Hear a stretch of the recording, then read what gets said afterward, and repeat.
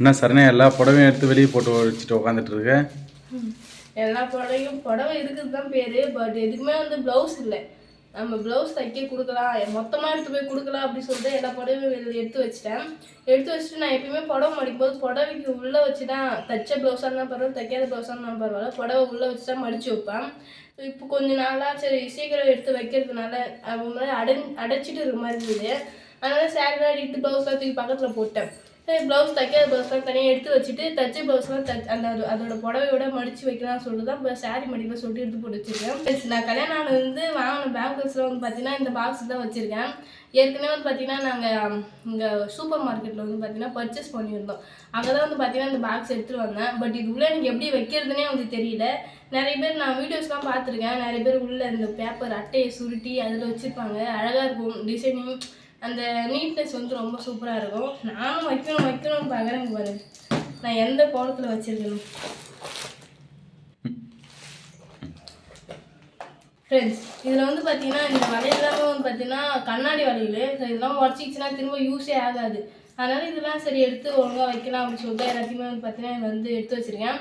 First நான் காலையில் எழுந்து அப்புறம் மதியம் வந்து காலேஜ் வந்து கிளம்பி போயிட்டேன். காலேஜ் போயிட்டு கொஞ்சம் சீக்கிரமாகவே இன்றைக்கி வந்துட்டேன்.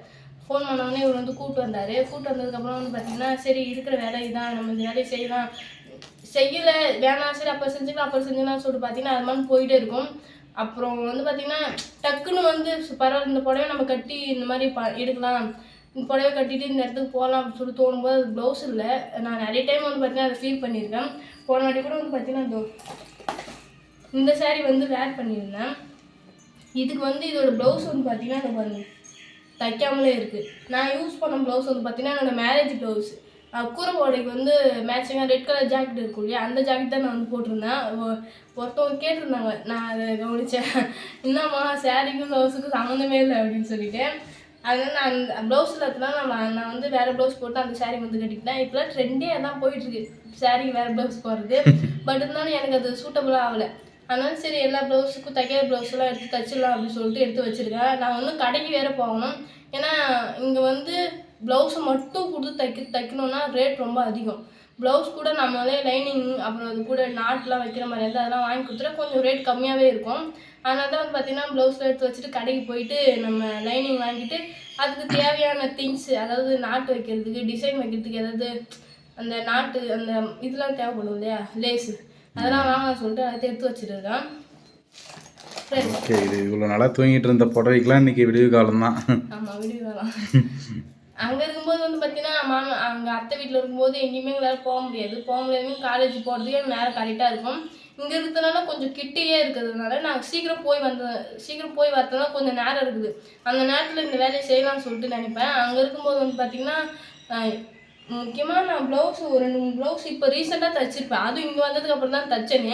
ஏன்னா அங்கே இருக்கும்போது எனக்கு அந்த ஒரு யோசனையே வராது. இங்கே வந்ததுக்கப்புறம் சரி நம்ம சாரீக்கு அங்கே இருந்தால் ஒரு அன்கம்ஃபர்டபுளாக ஃபீல் ஆகும் எனக்கு. எல்லோரும் இருக்கும்போது நம்ம எங்கேயோ போயிட்டு வந்தால் சாரீ கட்டணும்னா எனக்கு உண்மையாகவே அந்த மாதிரி இருக்கும். இங்கே இருக்கும்போது எனக்கு அந்த ஃபீல் கிடையாது. ஸோ அதனால சரி ஜாக்கெட்லாம் தைச்சா பின்னாடி யூஸ் ஆகும் அப்படின்றதுனால தான் இப்போ அதெல்லாம் பண்ண போகிறேன். இதெல்லாம் வந்து பார்த்திங்கன்னா என்னோடய மேரேஜ் வளையல். இது தாலி கட்டும் போது இந்த வளையல் தான் நான் கையில் போட்டிருந்தேன். இது வச்சுருப்பேன். ஏன்னா எல்லா வெட்டிங் டேக்கும் இந்த வளையல்லாம் யூஸ் பண்ணுவேன், தங்க வளையலே வாங்கி கொடுத்தாலும். அதனால் இதெல்லாம் வந்து பார்த்திங்கன்னா பத்திரமா வைக்கணும். இந்த மாதிரிலாம் வச்சுருந்தா இது பத்திரமா இருக்காது. ஸோ அதனால் இது கொஞ்சம் இதுவாக வைக்கணும். இந்த வளையல் போட்டிருந்தேன்.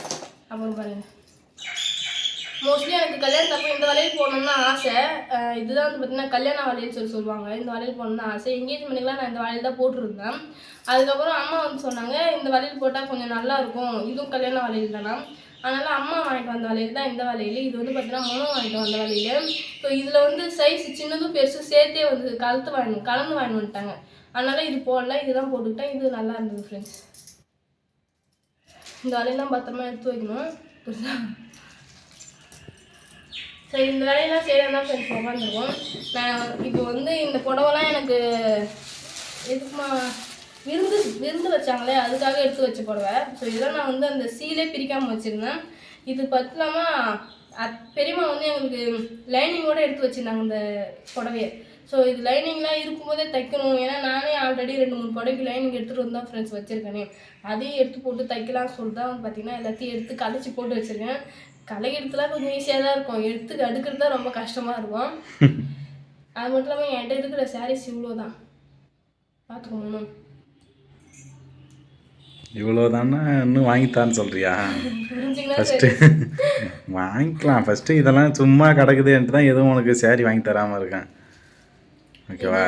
இதெல்லாம் நீ கட்டு, அதுக்கப்புறம் ஒன்று ஒன்று உனக்கு பிடிச்சா வாங்கி தரப்போ வாங்கி தரேன். வரும்போது வரும், எதிர்பார்க்காம இரு. நானே எதிர்பார்க்கல.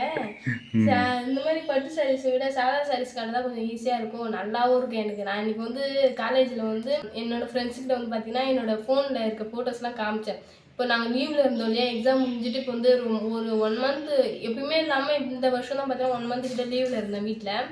அப்போ எடுத்த ஃபோட்டோஸ், அப்புறம் திருவிழாக்கெலாம் சாரீ கட்டினேன் இல்லையா, அந்த ஃபோட்டோஸ்லாம் வந்து காமிச்சேன். அதில் அவங்களுக்கு பிடிச்ச ஃபோட்டோ எதுன்னு பார்த்தீங்கன்னா, நான் நார்மல் சாரீ ஒன்று கட்டியிருப்பேன் பாருங்கள், பாண்டிச்சேரியில் பீச்சுக்கு போகும்போது ஒரு ப்ளூ கலர் சாரீ கட்டியிருந்தேன், ஞாபகம் இருக்கணும்.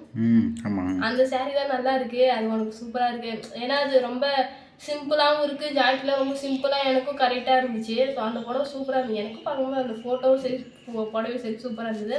இந்த மாதிரி நார்மல் புடவை எடுத்து வைக்கணும், ஒரு 4-5 எடுத்து வச்சாதான் நம்ம ஏதாவது கட்டி பார்க்கலாம். ஓகே, நெக்ஸ்ட் என்ன வேலை அதை சொல்லுங்கள்.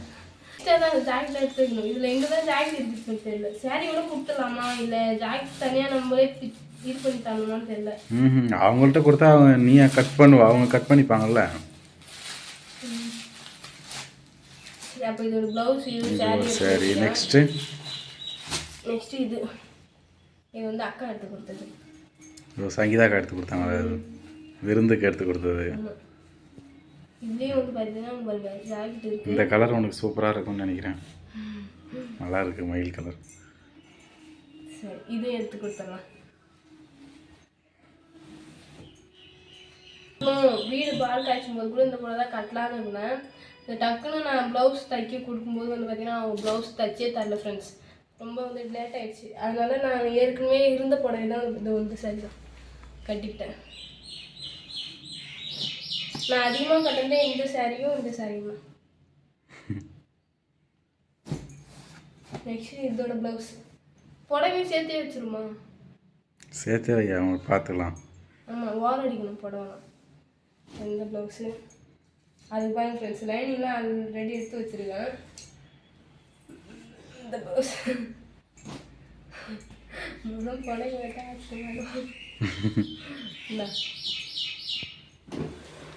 வச்சுக்கோ. இப்போ இது எல்லாத்துக்கும் ஒரே டைமில் ப்ளவுஸ் தைக்க போகிறீங்க? ஆமாம், இதே தான், வேறு எதுவும் கிடையாது. சரி, ஓகே, தாச்சி. ஒரே நாளில் இவ்வளோ தைக்கணும்னா எப்படி? இவ்வளோ நாள் நீ வந்த நாள்லேருந்து ஒன்று ஒன்றா தைக்க ஆரம்பிச்சிருந்தா கூட நான் கரெக்டாக தைச்சிருக்கலாம். ஒரே நாளில் எடுத்துகிட்டு போய் தைக்க கொடுத்துருவியா? கட்டப்பே இல்லை, அவங்க வந்து தெரிஞ்சவங்க தான், கொடுத்தோம்னா அவங்க தைச்சி கொடுத்துருவாங்க. இந்த நான் அவங்ககிட்ட சொல்லிட்டேன்னா இந்த நாளுக்குள்ளே வேணுங்க அப்படின்னா கொஞ்சம் தைச்சி கொடுத்துருவாங்க. ஒரு புடவை கொடுத்தா தான் ஒன்று லேட் ஆகுது. மொத்தமாக கொடுத்தலாம் நம்ம எப்போ தோணுதோ அப்போ வாங்கிட்டு வந்தாங்க. மொத்தம் ஒன்று ஒன்றா கொடுத்தா கூட கொஞ்சம் அமௌண்ட்டு கொடுக்குறது தெரியாது. மொத்தமாக கொடுத்தா மொத்தமாக கொடுக்குற மாதிரி இருக்குமே, அமௌண்ட்டு செலவு அதிகமாகுமே. எப்படி தான் பார்த்துக்கலாம். அப்போ முக்கியமான ஒரு கிராண்டடாக இப்போ வந்து பார்த்தீங்கன்னா இந்த சாரீக்கு வந்து நான் இந்த ப்ளவுஸ் தான் எப்பவுமே வேர் பண்ணுவேன். அது ஒரு ஜாக்கெட் ப்ளவுஸ், இதுதான் அந்த ப்ளவுஸு. பட் இதுதான் அடிஷ்னலாக நான் யூஸ் பண்ணிகிட்டு இருக்கேன். இப்போ இதெல்லாம் அப்படின்னா எப்படியே இருக்கட்டும், ஒரு நான் எப்பயுமே வேர் பண்ணுற மாதிரி. அப்போ இந்த பட்டு புடவை எடுத்து வச்சிடறேன். இதெல்லாம் ரொம்ப மொடன்னு இருக்குது, இது வந்து நான் கட்டுறது கிடையாது. கட்டுறது கிடையாது, கட்டுவல. ஜாக்கெட் ப்ளவுஸ் தான் கட்டுவேன், ப்ளவுஸில் அதனால தான் கட்டாமல் உனக்கு பிடிச்ச கலரு முக்கியமான புடவை, இப்போ அர்ஜென்ட்டாக எங்கே போகணும் அப்படின்னா போடுற மாதிரி இருந்தால் அப்போ எல்லாமே தைச்சிக்கோ, ஒன்றும் பிரச்சனை இல்லை. ஏன்னா புடவை பற்றி நமக்கு ஒன்றும் தெரியாது, உனக்கு தான் தெரியும். உன்னோட ட்ரெஸ்ஸு எதாவது நீ போடலான்னு ஆசைப்பட்டிருப்போ எல்லாத்தையும் தைச்சிக்கோ. லைனிங் இருக்கிறது மட்டும் தைச்சிக்கலாம். சரி, ஓகே. இல்லைனா ப்ளவுஸ் தைக்கிறதுக்கு எவ்வளோ போராட்டம் மட்டும் பாருங்கள் ஃப்ரெண்ட்ஸ். ஒரு முக்கியமான விஷயம் என்னன்னு சொல்லிட்டு பார்த்தீங்கன்னா, நிறைய பேர் கமெண்ட்ஸில் சரண்யா உன்னோட ஹேர் ஸ்டைலை மாற்று, உன்னோட ஹேர் ஸ்டைலை மாற்ற சொல்லிட்டு நிறைய பேர் சொல்லியிருந்தீங்க. பாருங்க என்னோட மண்டையும் சரி இப்படிதானா இல்லை எனக்கு வந்து பழகிடுச்சு இதை பார்த்து அதனால் எப்படி பார்க்குறவங்களுக்கு எப்படி சொல்லி தெரியல. நானும் என்னோட ஹேர் ஸ்டைல் போடுறது நிறைய பேர் அன்பாகவும் சொல்லிட்டீங்க, திட்டியும் சொல்லிட்டீங்க. நானும் என்னோட ஹேர் ஸ்டைல் போட சொல்லி யோசிச்சுட்டே இருந்தேன். இப்போ வரைக்குமே எனக்கு எந்த ஒரு இதுவுமே வரல. சரி எது போட்டாலும் எனக்கு நல்லா இருக்க மாட்டேங்குது. இது ஒன்று தான் ஏதோ சூட்டபுளாக ஒரு மாதிரி இருக்குது. இது நான் காலேஜில் வேர் பண்ணிட்டு போகிறேன். ஸோ உங்களுக்கு தெரிஞ்சிருந்ததுன்னா ஏதாவது கமெண்ட் பாக்ஸில் சொல்லுங்கள். ஏன்னா எப்படி சொல்றது, இப்படி செஞ்சால் நிறைய பேர் நேர்வாக்கு எடுத்துலாம் போட சொல்லியிருந்தீங்க. நேர்வாக்கெலாம் எடுத்தால் எனக்கு நல்லாவே இருக்காது. சின்ன வயசில் 12வது வரைக்குமே வந்து பார்த்திங்கன்னா நான் ரெண்டு ஜடை தான் போட்டு போவேன். நேர்வாக்கு எடுத்து நேர்வாக்கில் கோணவாக்கு எடுத்து தான் வந்து பார்த்திங்கன்னா ரெண்டு ஜடை போடுவேன். அதுக்கப்புறம் வந்து பார்த்திங்கன்னா காலேஜ் போக வந்து பார்த்திங்கன்னா அந்த வாக்கு எடுக்கிறதே வந்து பார்த்திங்கன்னா விட்டுட்டேன். இப்போ திடீர்னு வந்து நேர்வாக்கு எடுக்கணும்னா எனக்கு உண்மையாகவே நல்லா இருக்காது.